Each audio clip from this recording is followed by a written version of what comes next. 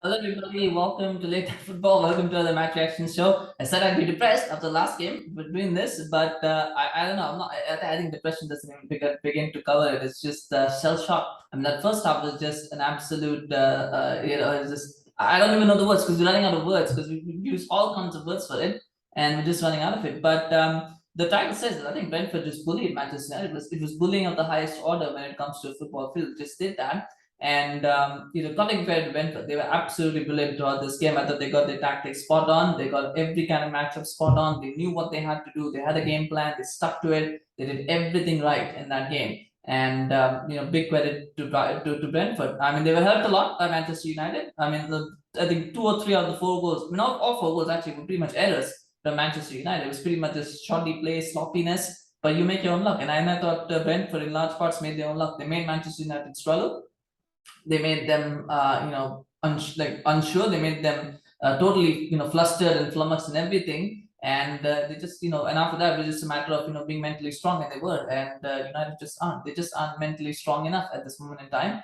And it's sad to see. But because a lot of things, and the problem is when you have a result like this, there's a lot of thoughts that go into people's minds, and my mind as well. So I'm going to try to be as cohesive because I want to talk about the game itself. I don't want to go too much into rants and things like that. So we're going to try to speak about the game itself.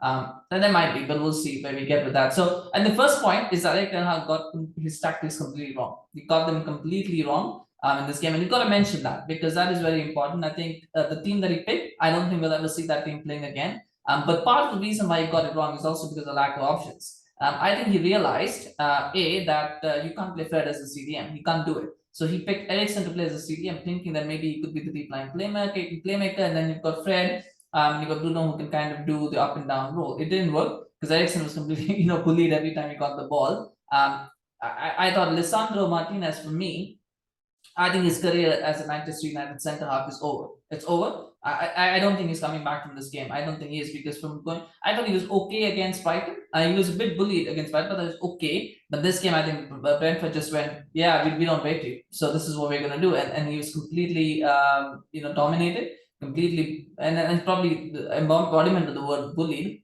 And that's it. I think I don't think he's ever going to play as a centre half again for Manchester United. At least on the Premier League, he might play the odd cup game. He might play in the Europa League, against some of the smaller teams. He might, but he's not going to play in the Premier League as a centre half again. He might play as a CDM, might play left back. He's not going to play as a centre half. He just can't do it. He just can't do it. Not in this league. He can't do it. So that for me it was a big point there. Beyond that, though, I mean, just look at the way that the goals win. And David De Gea, for me, I mean, he was at fault. I thought he was a little bit at fault for the Brighton goal last week. A lot of people, kind of ignored it. But I thought he was at fault, and now he's his fault here for another goal, for the opening goal, which went in. And and I don't know. I mean, that just seems. Is he reverting back to? Is he being asked to do too much? Sometimes what happens is he's not a goalkeeper who can play out from the back. He's not a goalkeeper who's got good distribution, but he's being asked to do that now. And sometimes what happens is when you try to do things that you're not used to, you kind of lose track of what you're good at. And I think that might be happening with De Gea as well, where in trying to do things and trying to improve areas where he's not good at, he's actually now regressing in other areas as well. So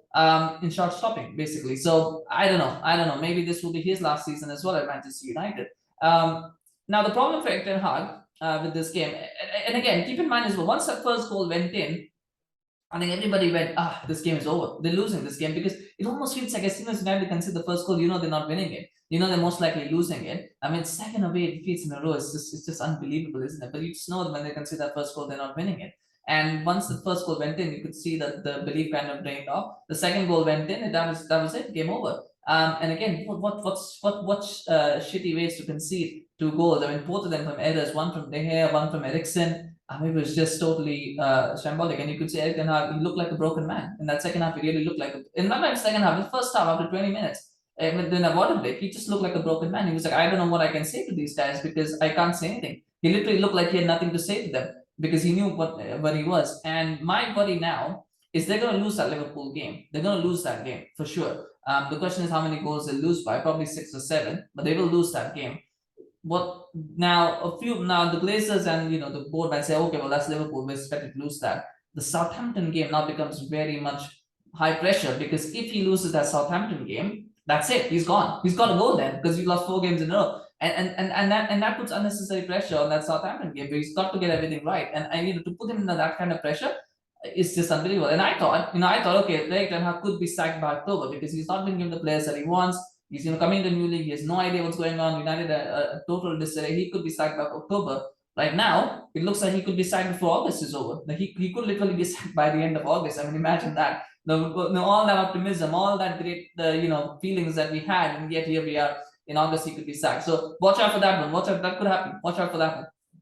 I mean, the players, does anybody come out with any kind of credit? I don't think so. I don't think anybody comes up with any kind. Even Ronaldo had a couple of chances second half, but nobody comes up with any kind of credit for that game. Everybody looked bad. And you could tell after about 25, 30 minutes, none of them really even wanted to be there. It was like they just didn't want to be there. They were just going through the motions. They were letting Brentford do whatever they want. The second half, Brentford kind of eased off because you're 4-0 up. You kind of ease off a little bit. So United kind of got the chance to play. But it was almost like, like there was nothing. There was no pride. There was no belief. I mean, it's just, I don't know. And individual performances, like I said, Martinez, for me, I think his career as a centre half is over at Manchester United already. We're just 2 games in, but I think his career is over. I don't see how he can recover from that. Even he knew, you could see after that, I think it was the third goal, right? It was the third goal. It was the third goal. When that goal went in, you could see it on his face. He knew that his career was over. Like he almost knew, how am I going to recover from this? I can't handle this. Like he almost had the look of, I can't handle this. I don't know what am I going to do. And the problem is he doesn't have Timber next to him. He has Maguire next to him. Maguire is an absolute shit show for defender. Let alone the fact that he's a poor captain. He's a shit show for defender. So what is he going to do? He gets no help at all from anywhere. And so he came into a very sad situation. But that I think that he has to take some of the blame himself. But again, the players around him weren't that much better. So in fact, I would be tempted to say I still thought he was the best of the 4 defenders. I would be tempted to say that he was. Not that any of them come out with any kind of credit, but I'd still be tempted to say, at least he cares. Like you could see on his face that he cares. The other 3, they just look like whatever, we'll do whatever. But I don't know. I don't know. I don't know what to make of that. Eriksen playing CDM, that was another rookie mistake. The kind of mistake that Pep made in his first season. Not that I'm comparing them, but it looked like that. Now the problem is that Malacia actually looked good in the second half. Now the issue is Malacia played well, so he's going to start against Liverpool. If they get hammered, and when they get hammered, it might just be a case of, well, why did you bring Malacia and just bring Shaw back in? So that's the problem that Ten Hag will now have, because he's backed himself into a corner because he's got to make changes. The problem is the changes will not be made against a very good team in Liverpool. So even if they play well, we might not notice it. I think he's got a few things wrong, and I think if he gets sacked, he gets sacked. But anyway, I don't know where United go from here. I don't know. I have no idea. But Mbuemo, by the way, fantastic play. Really well. All 4 goals, by the way, there was some really good play in that. There was some very good pressing from Brentford. The first goal was the direct result of a press. Was it a foul on Ronaldo? I think it might have been given. But the fact that again, one of those fouls, if it was given, it was given. Not given, the VR was not going to overturn it. So that's there, but it really doesn't matter. They should still be just saving that. That should not be something to worry about. But again, press, losing the ball. Eriksen, I mean, what is he trying to do in that situation? Why is he even trying to flick it? No idea what's going on in his mind. He loses the ball. Third goal, being bullied on set pieces. Absolutely. Again, if they know Martinez is an issue, then try to protect him, try to cover him, try to do something to stop him. But Maguire has no interest in doing that. Maguire just cares. All he cares about is being the free man, so I can get the header and I can get the headlines. That's all that Maguire cares about. You can always notice that. And again, and I'll come back to that as well. The 4th goal, Shaw again loses the ball, long ball over the top. Shaw loses his marker. Surely he's got to do better than that. Just letting Mbuemo have a free shot. I mean, yeah, it's unbelievable. And the second half was telling, by the way. Second half, game's already over. There's a set piece, and Bruno and I think it was Bruno and McTominay, all they're doing is they're pointing fingers.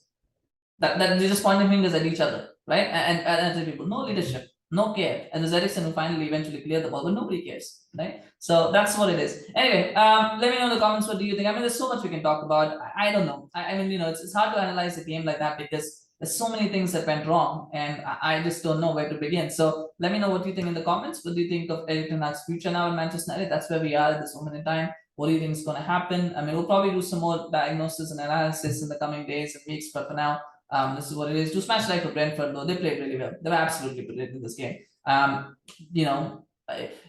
I'll put this out there. Can United get 40 points this season with this team? They can't. They can't get 40 points. So they're in a relegation battle now. They really are in a relegation battle already. So, just another one to note. 2 things to note there. So anyway, let's match life with Brentford. Do remember to subscribe to our channel, follow us on Facebook and YouTube, because we come on more match reaction video to come for you today. We're gonna do a few more tomorrow as well, so you get notified as they drop. Thank you so much for watching. I'll see you again soon. Bye bye.